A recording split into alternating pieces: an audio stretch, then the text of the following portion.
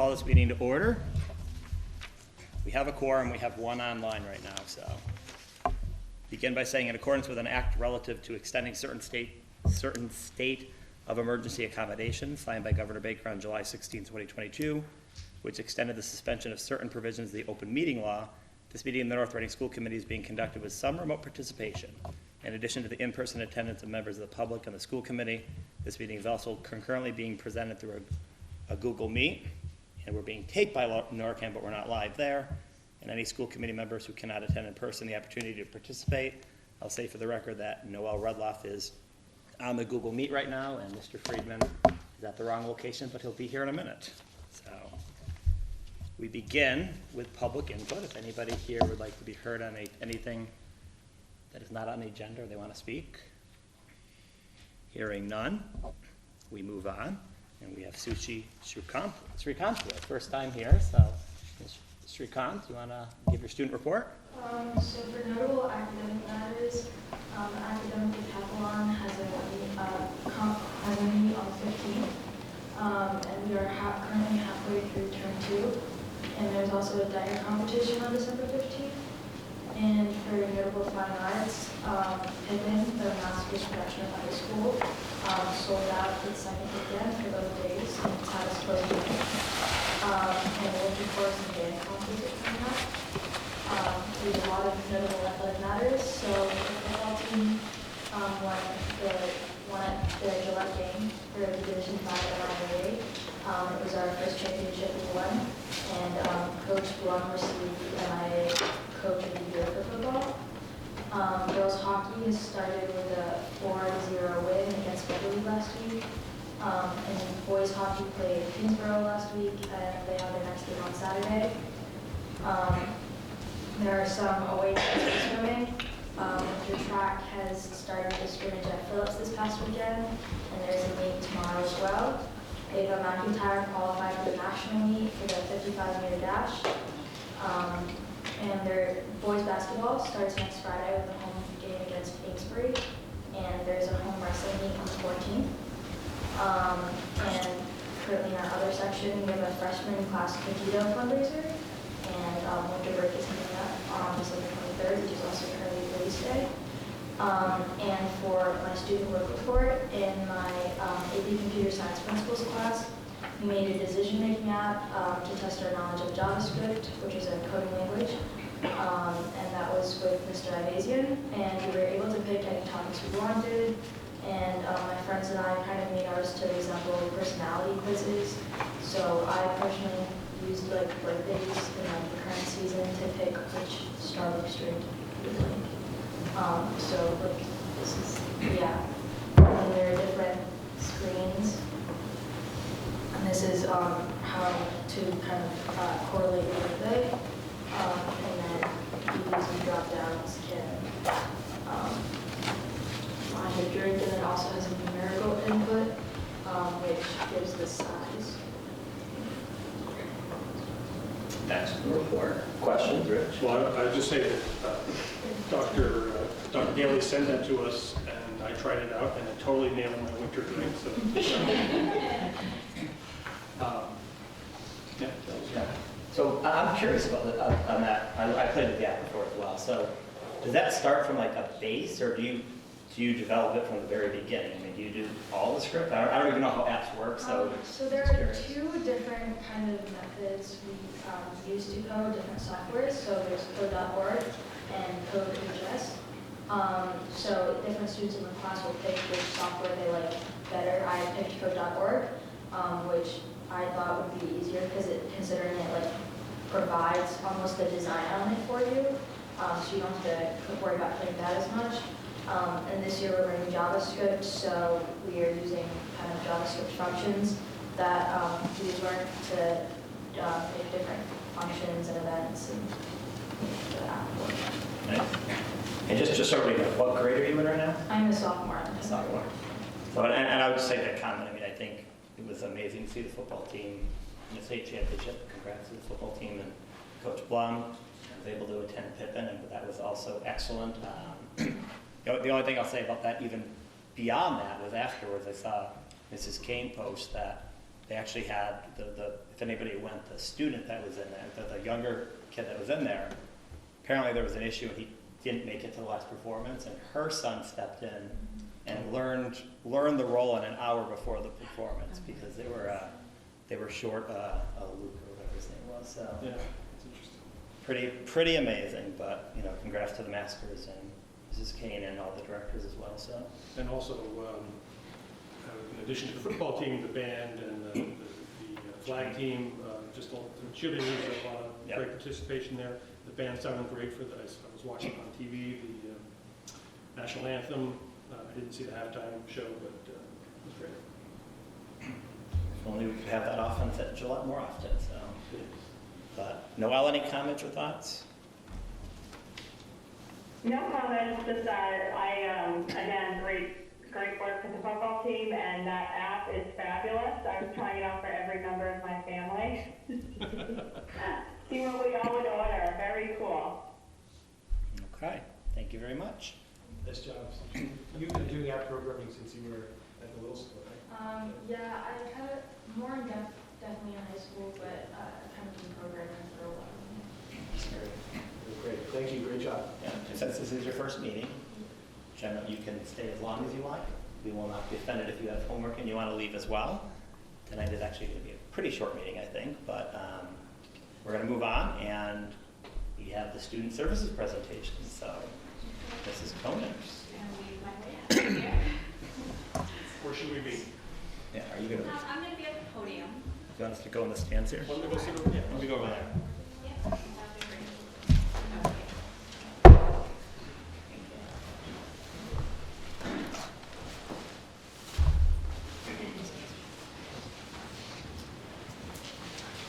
Give everybody a minute to get seated.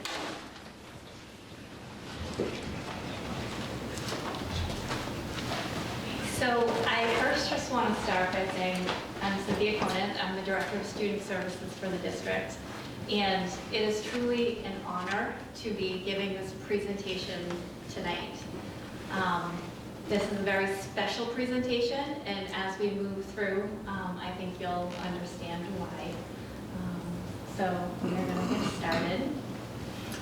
So our goal for this evening is we will present a dedication in memoriam of Dr. Ilda Pereiro King. This presentation will focus on Dr. King's lasting legacy with respect to developing literacy skills for students with specialized learning needs, as well as mentoring educators on teaching methodologies that support literacy development. We are fortunate and honored to have members of Dr. King's family in attendance with us this evening. With that being said, I just want to take a moment, and as we move into this presentation, it's likely that many of us here may experience an array of emotions, and all of these emotions should be honored and acknowledged. Our hope is we can take a moment and ground ourselves in the emotion of gratitude and frame this evening as a celebration of the lasting legacy of Dr. Ilda Pereiro King. So if we can all try and come back to this as we move through this presentation, I think it's just a great way to honor Dr. Ilda, as she loved to be called. As I was putting this presentation together, you'll notice that I've included images of the flower forget-me-nots. They are known to be symbols of remembrance and respect, and I thought that was very fitting given this presentation and as we honor Dr. Ilda this evening. So here we start celebrating Dr. Ilda Pereiro King, and her family was kind enough to allow me to share some images from her social media page, and this was an image that really captured my attention. Proud to be a teacher. That was Dr. Ilda. She exuded that energy. Anybody that had the honor and the privilege of knowing alongside her felt that energy, and it was a gift to be around it. So, tonight we are here to honor and celebrate the legacy of Dr. Ilda Pereiro King, and you'll hear me refer to her as Dr. Ilda, as she liked to be called. She was a longtime reading consultant to the school district as well as a resident of the town of North Reading. Dr. Ilda was instrumental in helping so many of our students with specialized learning needs develop their literacy skills. Dr. Ilda was also able to help our educational teams develop instructional strategies for students with specialized learning needs for whom we were not having success. She was tenacious in her unwavering effort to help students progress. Dr. Ilda was able to mentor several of our staff with the target goal of developing instructional strategies in line with her teaching methodologies, thereby building our own internal capacity to support literacy development. We are going to share a project that we've been working on over the last several months. We're very, very excited about this. This was made possible by an extraordinarily generous donation received by the district on behalf of Dr. Ilda's family, which is her extensive library of literacy resource books and materials. The district has dedicated a space to honor and celebrate the work of Dr. Ilda. Before we unveil the space, we would like to take you on the journey of how we got here this evening. This presentation includes recorded messages, so this presentation can be shared with the family following this tonight, and also so that the family can share with any other family members that were not able to be here this evening. So we will share this with you so that you can listen to these messages at any time you wish. So we will start by hearing some recorded video messages from educators and administrators who had the honor and the privilege of working alongside Dr. Ilda. So the first person you're going to hear from is me, and I'm excited to share with you through this recorded message the journey to Dr. Ilda's library.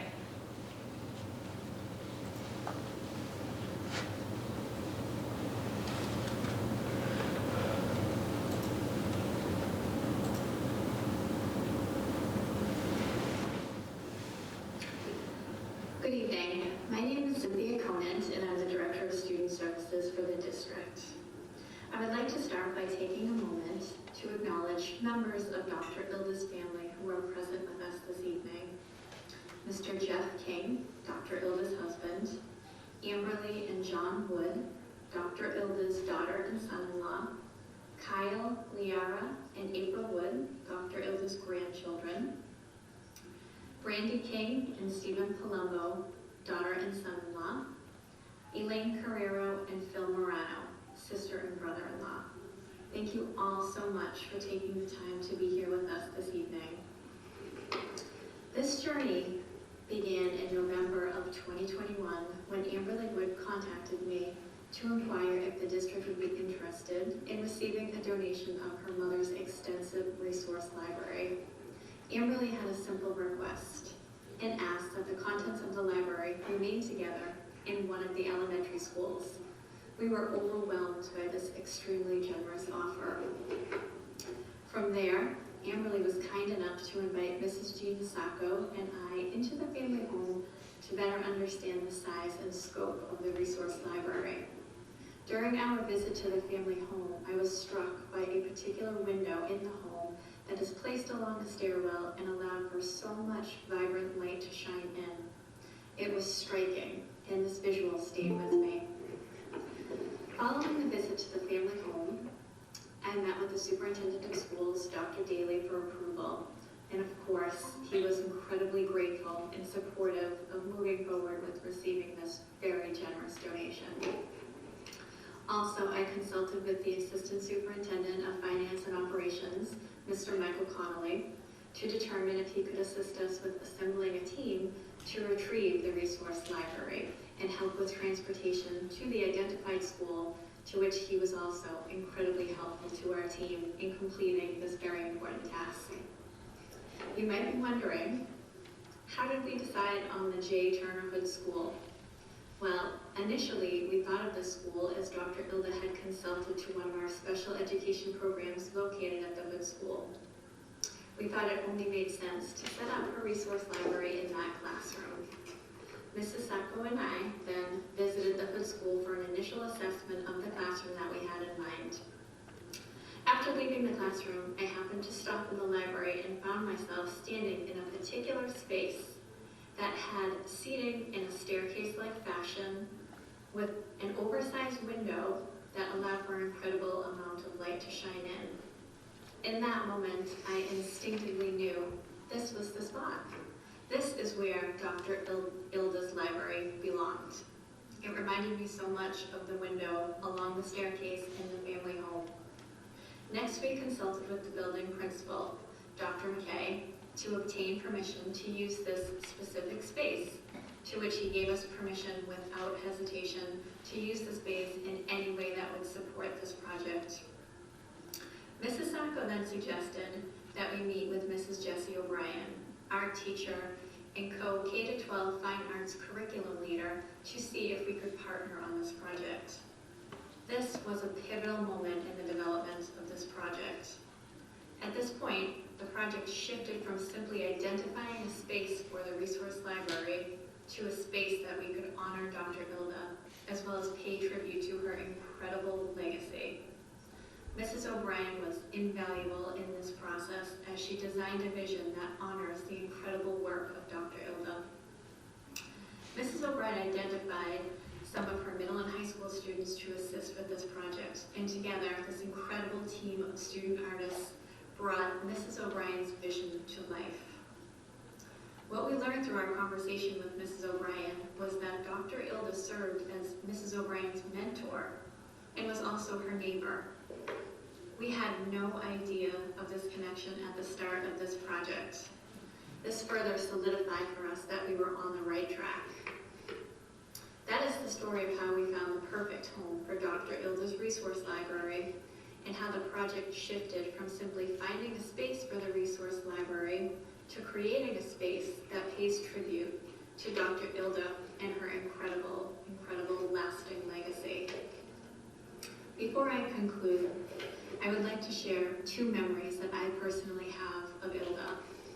In the fall of my first year as the Director of Student Services, I attended various IEPT meetings as part of my entry plan to the district. Ilda was in attendance at one of these meetings, and I met her for the first time. What struck me right away was her direct and honest approach to her work. After the meeting, she told me, in no uncertain terms, what needed to happen next to help a struggling student develop their literacy skills. I knew right at that moment, Ilda was someone who would always be direct with me, and in my role, that is exactly the type of feedback I need in order to lead effectively. Ilda was honest, direct, student-centered, and tenacious. My final memory to share is the most special to me. A few weeks after Dr. Ilda stopped working due to her physical health needs, I reached out to her to set up a time for a video chat. Ilda asked me if this was related to an evaluation or to a report that she had written, and I let her know it was not of a professional nature. What I didn't say was that my hope was to have an opportunity to say thank you, and also to say goodbye, not knowing if I would have this chance again in the future. During this video chat, I was able to express my gratitude to her for the work with our students, staff, families, and administrators. During this call, Ilda's tenacity and strength continued to shine through as she shared with me, "Cynthia, I am not giving up. In fact, I'm going to buy a bathing suit for the summer." She was so strong in her will and testament, and I am forever grateful that I had an opportunity to say goodbye and to thank her on behalf of the district. Next, you will hear from two teachers and a fellow administrator who also have the privilege of working alongside Dr. Ilda and learning strategies to help students develop their literacy skills. Thank you. So that is the background of how we got here. And now you'll hear from a couple of special education teachers and a fellow administrator who also wanted the opportunity to share memories that they have of Dr. Ilda and working alongside her. So next is Mrs. Laurie Blake, who's the special education and reading specialist in the district.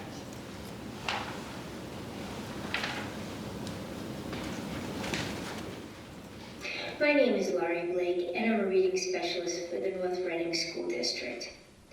When I think of Dr. Ilda King, the words that come to mind are brilliance, kindness, and loving. And wow, am I grateful that she was an integral part of my life. I first met Ilda while I was a paraprofessional at Seam Collaborative's Deaf and Hard of Hearing program. I later became a special educator at the Little School, and it was here that Ilda became my mentor as I worked with some dyslexic students. It doesn't take long for a child to lose their self-esteem when they have a reading problem. And Ilda recognized this. She showed each child that they were intelligent. One student went home and said to his mom, "I met Dr. Ilda King today, and she showed me that I am really smart." Dr. King earned her PhD because it was important for her to reach as many students as possible. And the way that she did this was by teaching other teachers. She was an enormous gift to each student that has been touched by her wisdom and loving nature. Ilda was a wealth of intelligence and wisdom. She loved to talk, and every word was valuable. Our time together is something I will always treasure. First, she would meet with me and my student to ensure that I was instructing the child correctly. After, she would review the lesson with me and generously share all that she knew in order to help me to become a better teacher for my students. I would be exhausted after these meetings because every word was important. The professional development and instruction that Ilda has shared with me, I am now sharing with my students and other special educators. It is my hope that we will carry forward the legend that is and always will be Dr. Ilda Pereiro King. Thank you.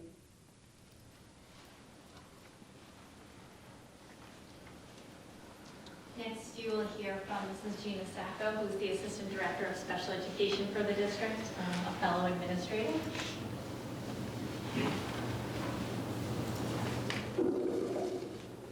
Hi, I'm Gina Deco. I'm the Assistant Director of Special Education for the Student Services Department. When I was a special education teacher here in North Reading, I would often hear my colleagues speak about meetings that they would attend with Dr. Ilda. The common theme that came out of those conversations was how well supported they felt and how much they learned from her. I can also say that when I became an administrator, I had the exact same experience with Ilda. She brought so much to every IEP meeting, and she was definitely a force.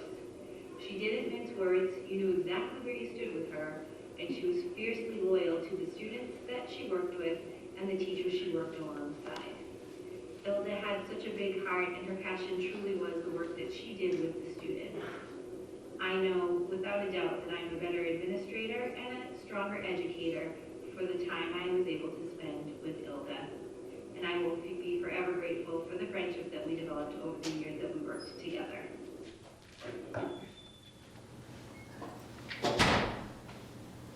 And finally, you'll hear from the Amber Kamen, special education teacher as well.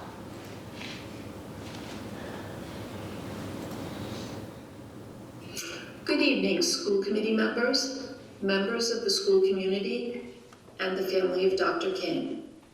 My name is Amber Kamen, and I've worked in North Reading for more than 20 years. I am currently a special education teacher at the middle school. I've been asked to speak to you about Dr. Ilda King. As I was getting ready to leave work one afternoon, a colleague came to me with a gift. It was a rock etched with the word blessed. He said that he saw this rock and it reminded him of me, as I'm always saying how blessed I am. As I reflected upon his gift, I thought how truly blessed I am. I've been blessed with family, friends, colleagues, and students that have added so much to my life personally and professionally. One of my many and greatest blessings was the opportunity to work with Dr. King. Dr. King acted as a reading consultant for the town of North Reading for many years. I considered Dr. King a colleague, a mentor, a role model, and a friend. As a colleague, Dr. King was empathetic, trustworthy, and dependable. I knew that she was only a phone call away, and she would always make time to meet with me. As a mentor, Dr. King was knowledgeable, which is a true understatement. She was honest and candid, which he always needed to be ready for, and she was able to give constructive feedback. There was always room for improvement in her eyes. Dr. King had the latest and best materials to ensure student success. She was always willing to share and teach you how to implement these materials. Dr. King was a true role model. She was hardworking, she listened, she advocated, and always had students' best interest at heart.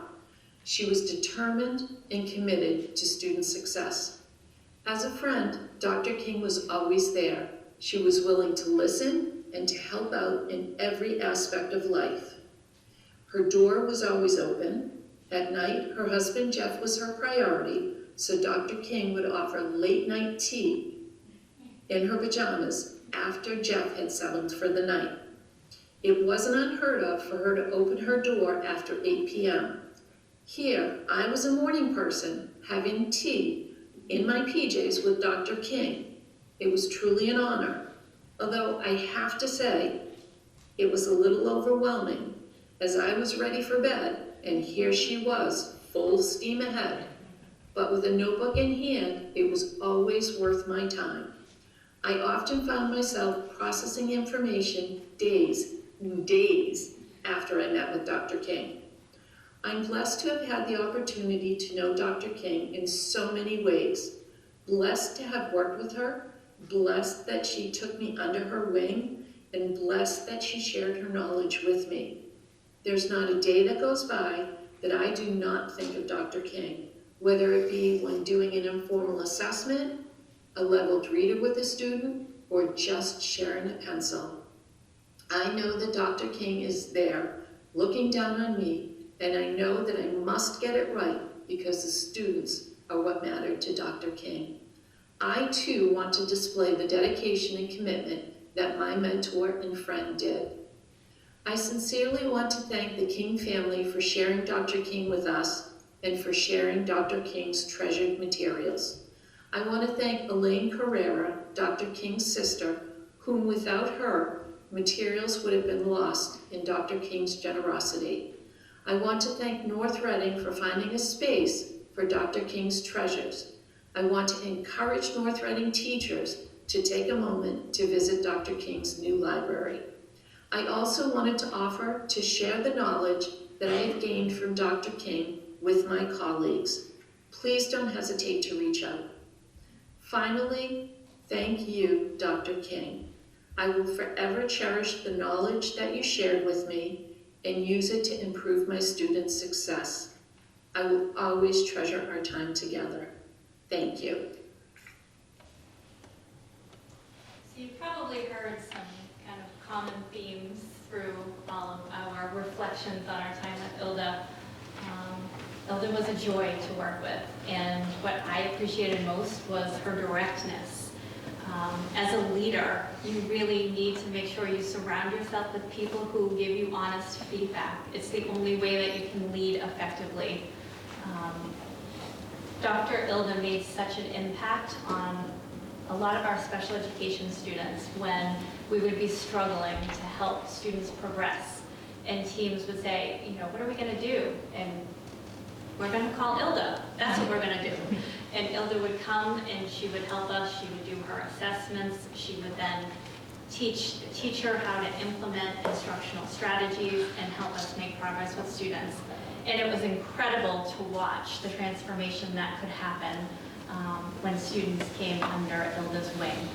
So we are forever grateful for all of that she's given to us and our students and our families, administrators, teachers, all of us. So I'd like to take a moment and recognize our very talented student artists. I'm going to do this before the reveal. So if I call your name, if you could please stand. Ava Constantine, Skylar Burkmeyer, Charlotte Gaillard, Quinn Horton, Mia Karafalidis, Riley Mirasola, Stevie Shump. If we could just have a round of applause.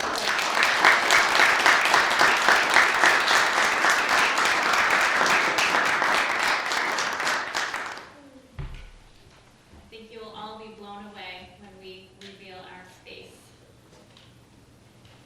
So, as we unveil the space, we'll be playing a song, All You Need Is Love by the Beatles. We feel as though this song captures the spirit of Dr. Ilda's love of teaching, continuous learning, and love of literacy. We invite you to explore the space once the music begins. So, it is with great pleasure that we share with you what we have coined Dr. Ildens Garden, where literacy skills blossom. So if I could ask Mrs. O'Brien and a couple, yes? Somebody have their hand? Oh, I was just going to say, if we could say a few words, we'd love to. Before Yes. we go in, yeah. I have you down to do that in a little bit. Okay, So you you're got gonna it, come up sorry. soon, yeah. If I could have a couple of our student artists also assist Ms. O'Brien.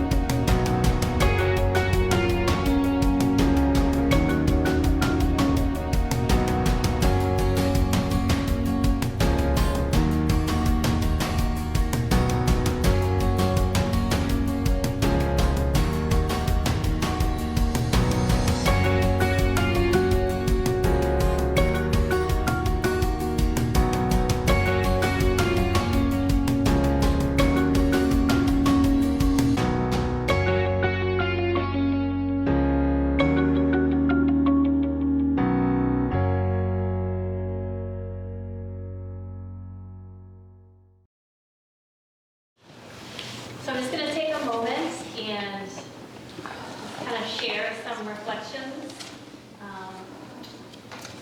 First, we would like to extend a warm, heartfelt thank you to the King family for their generous donation to the district. We would also like to thank you for trusting our team with the gift of honoring Dr. Ilda, recognizing the vulnerability that exists when allowing another person to honor a loved one who has passed.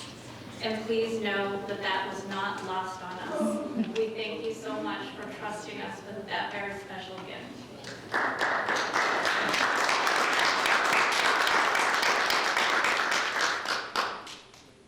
I would also like to thank the following individuals who were instrumental in the development of this project. Of course, Dr. Patrick Daly, Superintendent of Schools, Mr. Michael Connolly, Assistant Superintendent of Finance and Operations, Mrs. Jessie O'Brien, art teacher, Mrs. Gina Deco, Assistant Director of Special Education, Dr. Glenn McKay, Principal of the Hood School, Mrs. Laurie Blake, Special Education Teacher, Mrs. Diane Burke-Hammond, Special Education Teacher, and our very talented student artists, as well as their families, for supporting their participation in this project.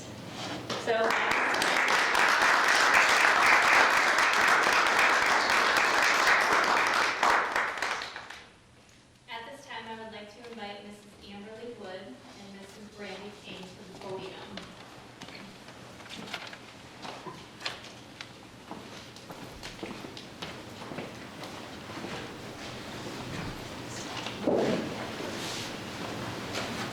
Thank you so much, Cynthia, and we had no idea that you had prepared heard all this, that there was like art involved, that Jessie was involved. I mean, we're really, really honored and surprised. It's certainly so special that Jessie was involved in this. We've known her since we were small children. She was a neighbor up the street, and we'd go use her pool in the summer, and your parents, we have memories of your parents as well, and your pony that you had, Curly, yes. So it just makes this even a bit more special than we were anticipating it being already. So thank you all for so much work that you did. Brady and I just have a few words to share. Cleaning out our childhood home was a task we weren't entirely ready for. Our home in North Reading held hordes of items stored from a 50-year marriage, including motorcycle helmets from our parents' biker days, and my mom's hip boots she used while fighting snakes for the Museum of Science. There were boxes in the attic that held items only a mother would save.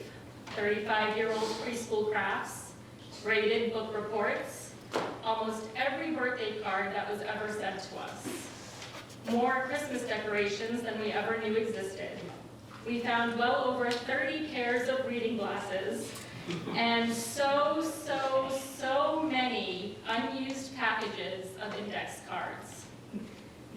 But the basement. The basement was where our mother's professional life was housed. There was a small classroom in the back, complete with a chalkboard, where she tutored children after school during our childhood, and later where she spent many nights writing her master's thesis and doctoral dissertation. And then there was another room she used to house her teacher resource library. Over the years, Ilda started buying books to lend to teachers so that she and they could use them for instruction with students. She would buy Easy Reader series, phonics instructions kits, and multiple copies of all of Judy Blume and Roald Dahl's books so that several students could read them in a group setting. As this collection grew, she needed a new home for it, and so she took over what used to be our dad's workshop. She and our Aunt Elaine devised an organizational system and labeled all the books with her address labels and stickers displaying reading levels. I'm a librarian myself, and when I left my job in 2011 to start my own business, my mother became my very first client when she charitably hired me to enter all of the books into a database and catalog them with topics. Elaine would mail books to and from teachers all over the state, checking them in and out of the library. It was truly a family effort. When it came time to decide what to do with this library, we hoped we could keep the collection together. We thought of the North Reading schools immediately, since Ilda had lived in town for almost 50 years and had been involved in professional development for teachers here for many years. Cynthia was so kind to accept our donation and facilitate receiving it. We sincerely appreciate the time that has been given to make this collection usable, as well as the space that has been given to house it. Ilda believed deeply in the power of reading, that all children are learners, and that our job as parents and teachers is to give them the tools they need to excel. We hope that teachers will think of this library when they are teaching their students to read, encouraging their reluctant readers to find books of interest, or challenging their advanced readers with new content. We know that this collection is infused with her spirit, and we thank you for using it to improve the lives of your students. Thank you.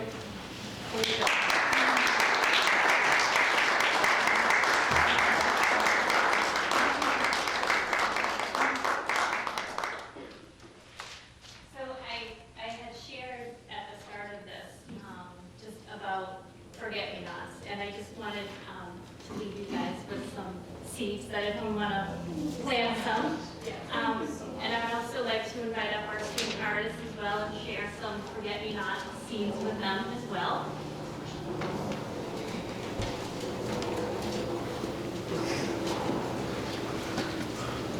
Thank you so much.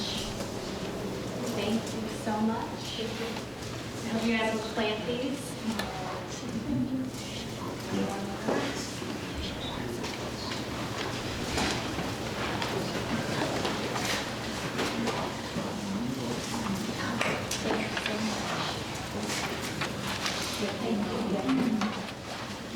And if I could just ask Mrs. O'Brien to come to the podium.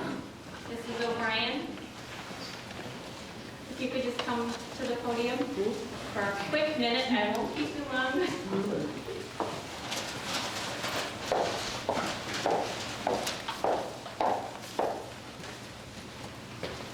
Just want to say thank you on behalf of the district for all the time, the vision, the work that you put in to help us make this possible. We could not have done it without you. You really were so pivotal in changing the whole concept and everything in this project. Thank you so, so much.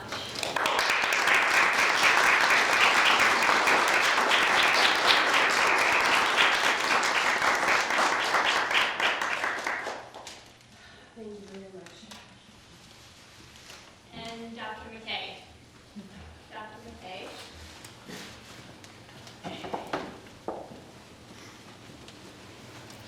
Thank you for providing us a space and being so supportive and giving us, all the creative autonomy that we wanted and letting us, paint everything that we wanted on the walls and use the space. So thank you so much. Thank you.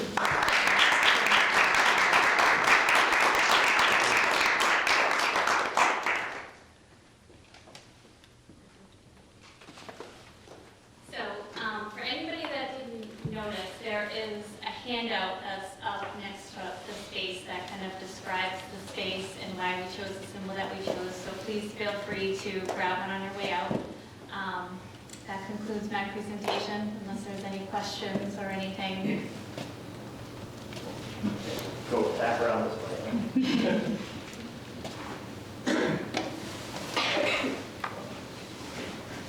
Thank you very much, Mrs. Conant, first and foremost. I would just say to the family, thank you very much for the donation. Oh, you have a question? Go ahead. I just wanted to say thank you to all the artists and to the art team. Yes. Thank you. You're welcome.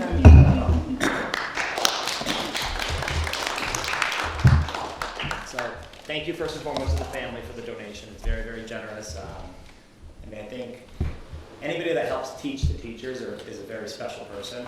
And so I think, we talk a lot about the students and learning, but it's really nice to know that the teachers have somebody that they can go to as a mentor as well. And so to know that some of those resources are still available to the teachers is really important. And so thank you to the family for the generous donation.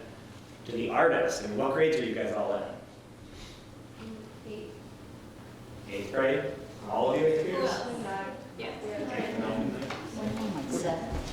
That's really impressive. It really is. That's a beautiful space, and it's lovely, and it's just a really nice way to do it. And so thank you guys for your time in doing it. And and Cynthia, that was an excellent presentation. It was very well done. Thank you so much for coordinating all that. So I'm losing my voice here. Do you have any comments, questions? I do. So I know in my head, there's a lot of amazing work that goes on in our schools and schools everywhere. I really appreciate a reminder that a lot of that work comes from the heart, not just in my head or in the head. And so I really appreciate that presentation. And again, thank you to the family for agreeing to all this. Just really quickly, I'll share a quick story. When I was in high school, which is a long time ago, there were a couple of special teachers, a couple of special administrators that were always there. And whether it was after school, whether it was whenever you wanted to talk, they were there. And when you have someone that's really special, and to really recognize it in the moment and keep cherishing that memory, it really is wonderful. So this space has an enduring memory. It's fantastic because it keeps it alive not just for those who know and remember, but for those who will be here in 20 years or 30 years. So this is a really special place. Thank you to everybody involved. The artwork is amazing. The generosity is incredible. So thank you to everybody. Thank you for saying that. She was magical, and I think that the book, with the magic coming out of it, it's her effervescence, basically. She was magical, and I can't thank you artists enough for doing such a beautiful job. I'm so proud of you. So proud of you. You know that already. And just a moment, these are the moments why, we're so proud to be in this field and to have, just to see real true education come together, to see the students right from, the ground up, to have our students build a space in our schools, to have the schools working together. I really want to take just an extra moment to thank Cynthia. This has been something that she's been so excited about all along the way, and it's been a pleasure just watching the journey. I love that she took the time to tell us that journey, because when it sort of took an extra step forward, it became this garden as opposed to, we graciously accept the donation, but when it became a space and a real legacy, you were so excited, and even just planning tonight and making sure we could host it here and do all these things, it really came together, and it's been quite an experience. And I was just saying with Dr. McKay, thank you for the space.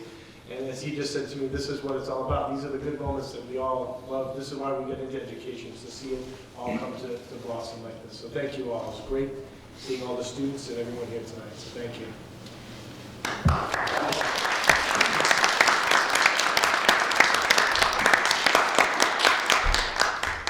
I'm going to assume everybody doesn't want to stay for the budget update and the reading of the minutes and all that. So why don't we take like a quick, 3-minute break? If anybody does want to leave, feel free to leave. We're going to just continue on to the meeting after that. But thank you everyone for coming. Thank you for the students. Thank you to the family. I just wanted to acknowledge this for King, who was in the video, was online, just listening in as well. Okay. So we're going to go back and out of break here. We're going to move on to appointments for the SEAM Collaborative and the North Shore Educational Consortium Board of Directors. I'll turn it over to Dr. Daly. Maybe you can talk about both of them together. So thank you. So it's for annual appointments. We typically, the superintendent is appointed to the director for the North Shore Education Consortium, as well as the SEAM Collaborative Board of Directors. Okay, great. Thank you so much, everybody. Thank you. Thank you, guys. Good night. Good night.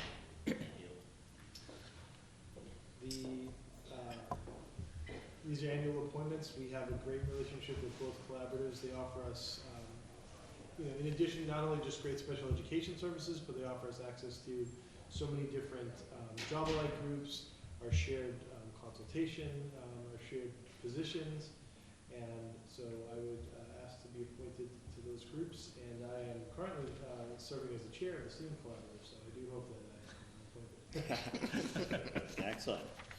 I don't really have any questions. I mean, I guess the only question I would have is, do you know about how many students are at in each right now, utilizing those services? Yeah, I believe there are 4 at the North Shore Education Consortium, and there is, at the moment, I believe just 1 at SEAM. Okay. But they offer us substantial cost savings on programs as compared to private institutions. And the great benefits of the shared positions and Absolutely. SEL and DEI. Yeah. Yes. Would you like a motion? Yes, go ahead. I move that we vote to appoint Dr. Daly as the North Reading representative to the North Shore Education Consortium Board of Directors.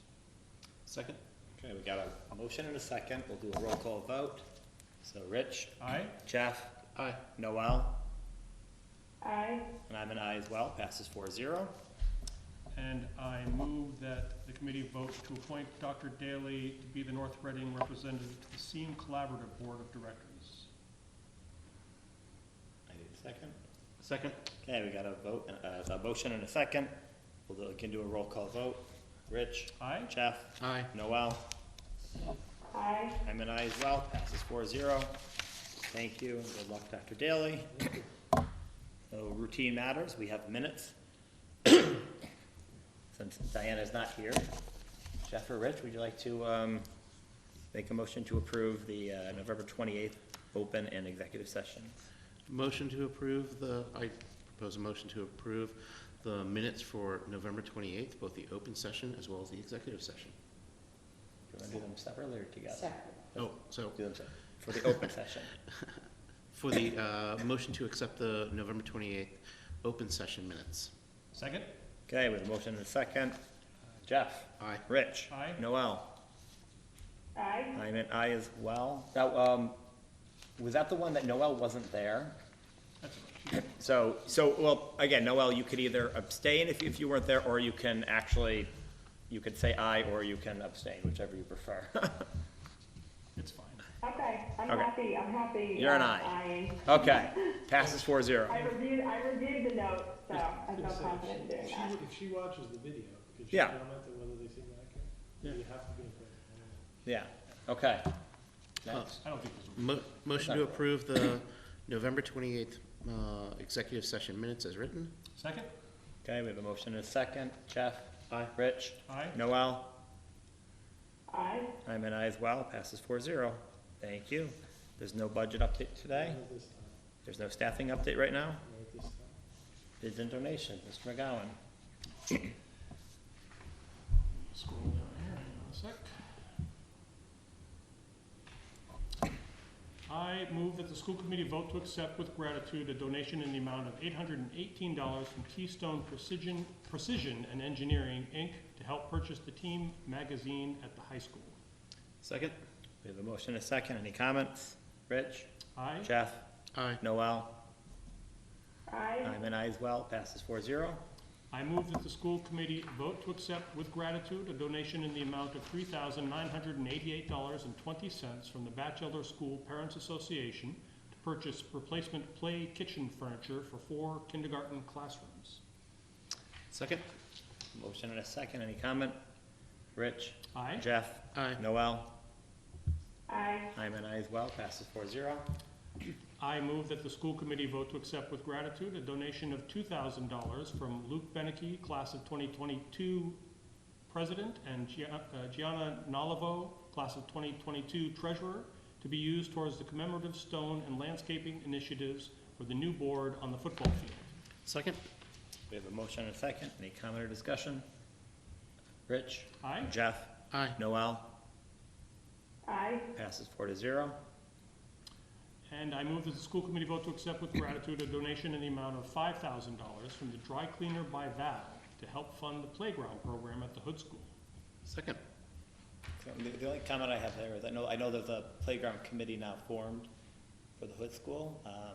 Do you have any idea what the goal is, like how much they have to raise and the time frame they're looking at, or do you know? I'm not sure. Okay. I can look into I lived through the little school one, and I know it was a little bit of time, but I wish them all the luck on that project, so. Okay, we have a motion and a second. Rich? Aye. Jeff? Aye. Noel? Aye. Passes 4-0. And all of them? Yep. I believe. Subcommittee update. Looks like finance planning team's the only one that does any work these days. Rich, you want to update? Or? I'll jog my memory. What did we talk about? We went through. Oh, we went through budget the, stuff. yeah, so we were introduced to the new finance The interim. director, the interim finance Yeah. director, and she presented the sort of preliminary or the current status of receipts, and I think that's basically all we went through. Yeah, I mean, we had an update on the septic, on the sewer project, and, which is essentially everything stalled right now. They're looking again, and, I don't know. We talked a little bit about the timelines for the spring, and then we're somewhat gonna follow a more traditional timeline. We kind of updated on the school side dates and deadlines and also on the town side. Right. With the change in the finance director, it may have slowed down the town a little bit on the budget side. Absolutely. Yeah, I mean, I think the goal was, last year we were past what we usually do. The goal was to actually go the opposite way and go earlier than we usually do. I think right now we're gonna compromise on let's do it the way we're supposed to do it, and then, Then next year we can. and next year we can Improve the schedule, maybe, yeah, go up ahead.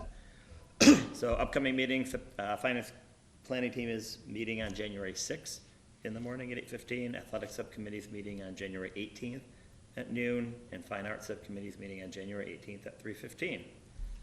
Administrative report, Dr. Daly, CIPC is actually meeting at 8 a.m. This Thursday as well. CIPC. And sorry? CIPC. CIPC. And we met last week to go over the initial projects, list of projects, and at this point, we're gonna go through them in more detail per grouping, with the goal of obviously ranking them and seeing what we're gonna do. School's actually up first this Thursday. Okay. And what's the, just so you brought up CIPC, what's the timeline on, like, when are you trying to get everything approved by? We didn't put a date on it, but obviously we're trying to push this pretty quickly. So we're gonna have the session this week, and then resume right after the new year.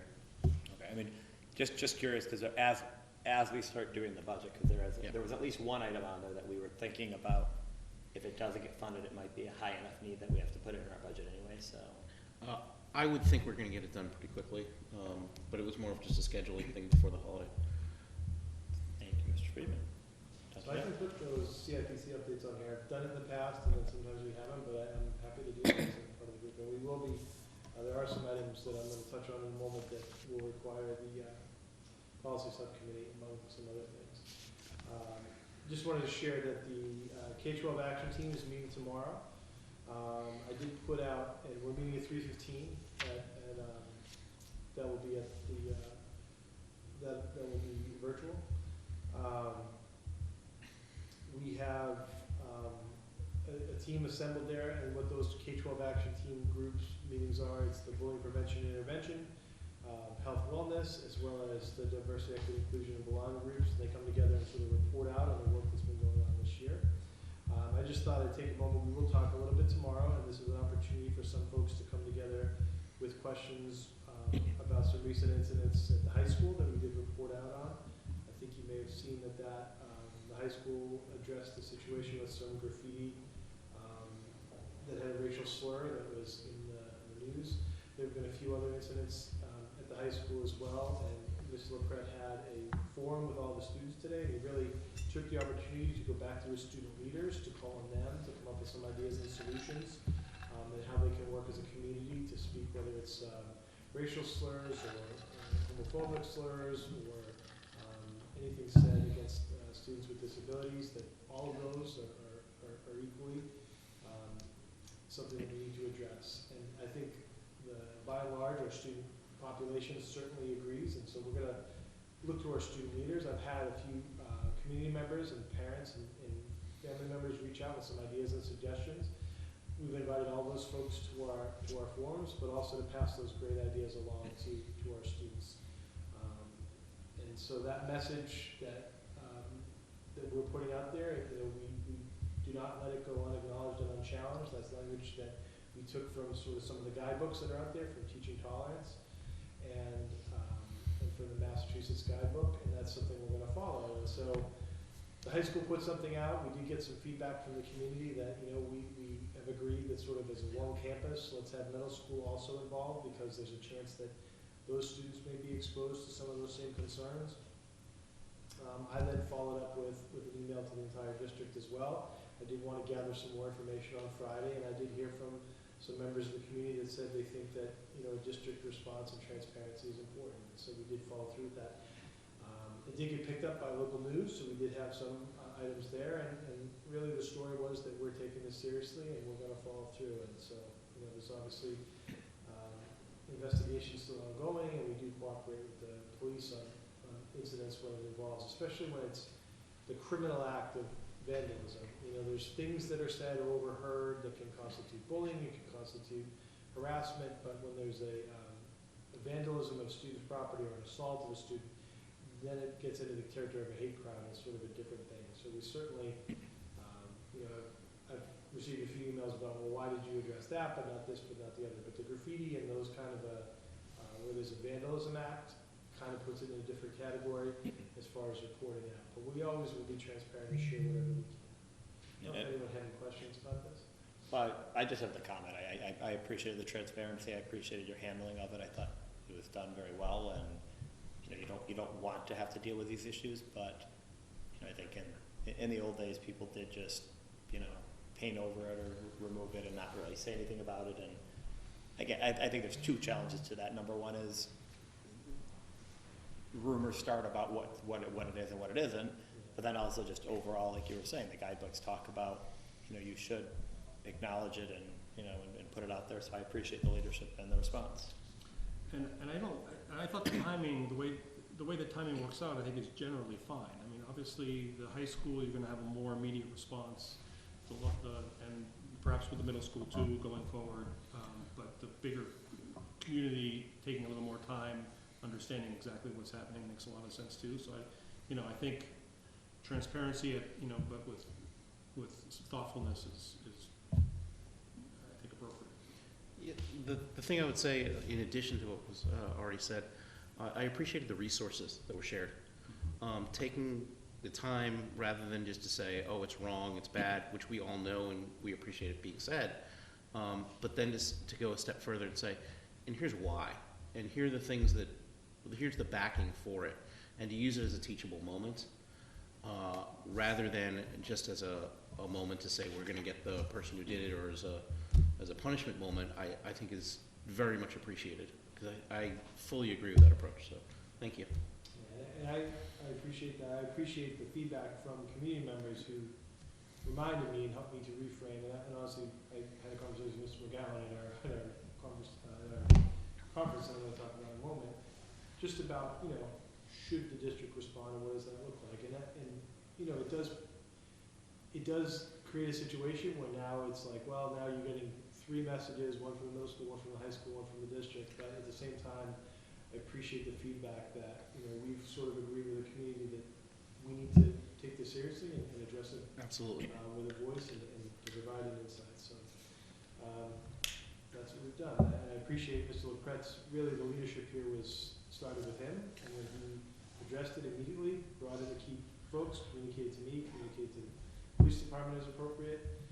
And, this happened late on Thursdays when it came to his attention, and by Monday he's already got assemblies and kids are involved, and we're taking some positive steps forward.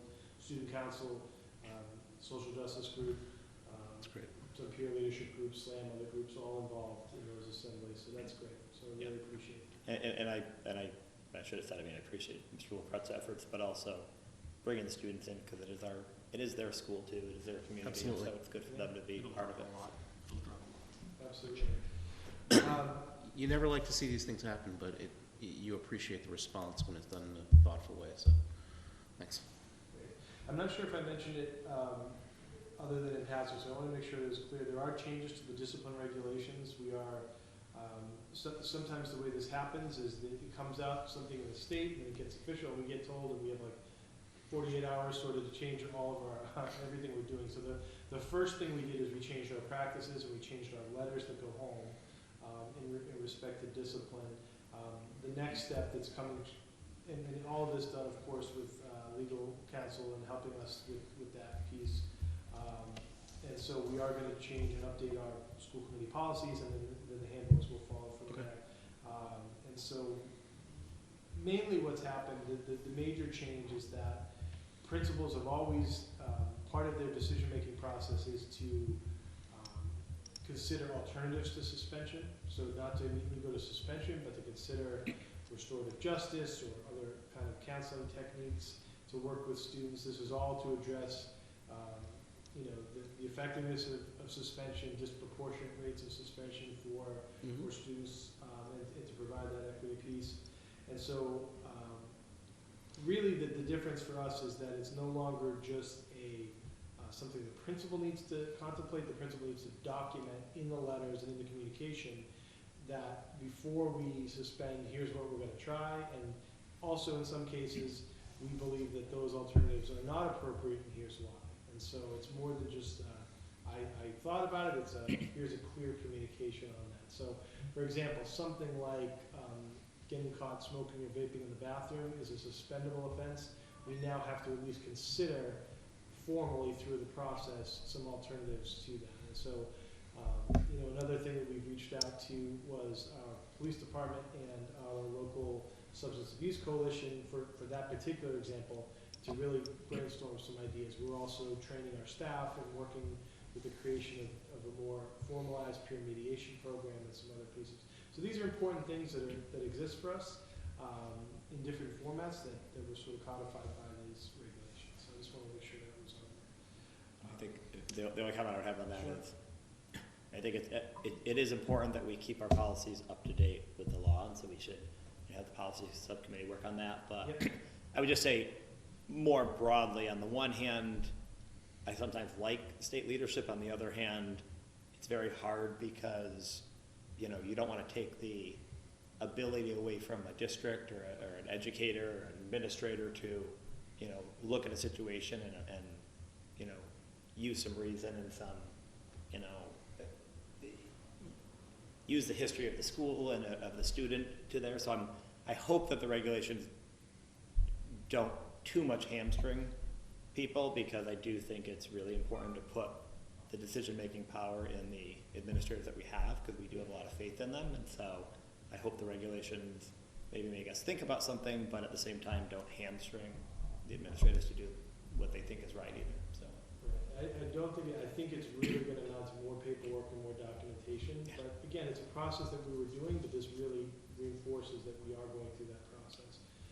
And just to be clear, it does not change the 37 or 37 and a half, which are the dangerous weapons, drugs, possession, assault, battery. Those things are still, those are at an immediate suspendable level. And then this is really for those other items, many of which we've addressed over the years. And it's really good that we have those connections and the resources in the police department and the community action, and all that, substance abuse coalition, all that stuff to refer to.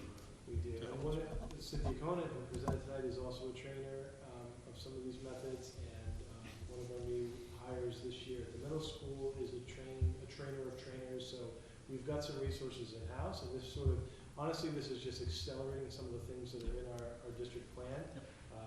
That we know were important to do, and now it's like, well, we absolutely have to have them as something we're considering. I just want to be careful that I don't have my computer shut down. Third thing on my item is just the professional development opportunities that Mr. McGowan and I attended. I don't know, Mr. McGowan, do you just want to share about that? Sure. So back in early November, Dr. Daly and I were privileged to present at the MASC annual conference. Quite the shindig they have down there. I'm being somewhat ironic there. It's a very long conference, I have to say, but they do a lot of administrative work along, as well as the traditional presentations. But we had we presented on the shared service model approach to anti-racist practices with the title of our presentation, and it was led by the leader of the SEAM Collaborative, whose name, Dr. Daly, is Kathy Lawson, who did a great job leading the presentation, and it featured Ms. Barrows, Indy Barrows, and talked about the work that she's done and the journey she's had being this, the challenges of being in this shared position. I thought that it was a very well attended presentation and worked very well. And while I was there, I attended 3 or 4 other sessions on that day and the next day. A couple of other DEI related ones. One by town of Framingham, who has done, which I thought was really interesting, because the focus in that presentation was how they had pushed their efforts at DEI through all of their sort of departments, including transportation and school and food service and training, and even custodial staff and training has reached down into all of those areas. You need to move this over. It's okay. I have an extension cord in my bag. We'll wrap up. Yeah, okay. So that was a good experience. And then on Friday, we were at an MASC lunch session entitled Emerging Issues in Education Law. That was interesting. There was nothing, well, Dr. Daly, you can say whether what parts were the most relevant you thought to what we're doing here, but. Sure. We reviewed over the collective bargaining, some of the recent strikes that have happened in some of the districts, just some of the behind the scenes of hopefully we never reach that point here, but if we steps the district took and their council took, yeah. With that, and just to make sure that we can try to avoid them in the first place. And the case around student privacy, parental rights, which is the Ludlow versus Foote case, which involves students with their pronouns and transgender identification in middle school. I believe it was the middle school level. So it was just fascinating just to hear some of those current topics, discuss it with school committee members, superintendents, and folks in the really good community. So just reminded me how grateful I am for the strong relationship we have with our unions here. Absolutely. And I had a great meeting with them today, and we just talked about being proactive and meeting and talking about concerns before they become larger. Yep. one question, one comment. Question is, for most of the districts that had strikes, were most of them working without a contract? From what I've seen, most of them were continuous years, and so. It's usually because of that. Okay. And then just the comment, I want to applaud and thank Dr. Daly and Rich both for your attendance. I mean, Dr. Daly, like you said, you're the chair of the SEEM Collaborative right now. You go above and beyond. It's a great representation of North Reading. We appreciate that. Don't let anybody steal you. You're still happy here, so stay here. But very happy with that. And Rich, I just want to personally thank you too, because unfortunately, my schedule sometimes with 3 kids, some of these, overnights in particular, are really hard for me at this point in time. And I think in the past, we haven't had anybody really have that, the interest or take the, really do it. So I really appreciate you stepping up and going to a lot of these meetings. And I definitely, as the empty nester of the group, I definitely makes things a lot easier for sure. Yeah, well, I appreciate it. So. I know this topic was of interest to the two of you and the others, I think, as well. Yeah, and actually, any materials you have to share would be good too. I don't know if you got any handouts or anything. They have the program. They didn't really give any handouts. Okay. So you wouldn't expect the lawyers to give handouts. Yeah. Well, I got more than the one that you guys presented too. I'd like to see that as well. So. Yeah, we should actually. Yeah, you could send that around. Okay, before Dr. Daly's computer dies. Any correspondence? No. Future business. We're not meeting till next year. So happy holidays, everybody. January 9th, we have a meeting, North Reading High School presentation at 6:30. At the Distance Learning Lab, yeah. Yep. January 23rd, NRPS 2025 updates, again at the Distance Learning Lab at 6:30. And then February 13th, the goals update, 6:30. I saw Dr. Daly sent around the goals, the finalized version of the goals. Just a reminder that we should probably all start working on that early in the next year. And so I know Mr. Connolly's going to have to, Mr. Connolly's going to have to help us with some of them. So get on his schedule early enough. But if there's nothing else, I will entertain a motion to adjourn. So move. Second. Motion and a second. Rich. Aye. Jeff. Aye. Noel. Aye. I'm an aye as well. Passes 4-0. Thank you, everyone. Thanks all. Thanks, everyone. Thank you. Thank you, everyone. Aye.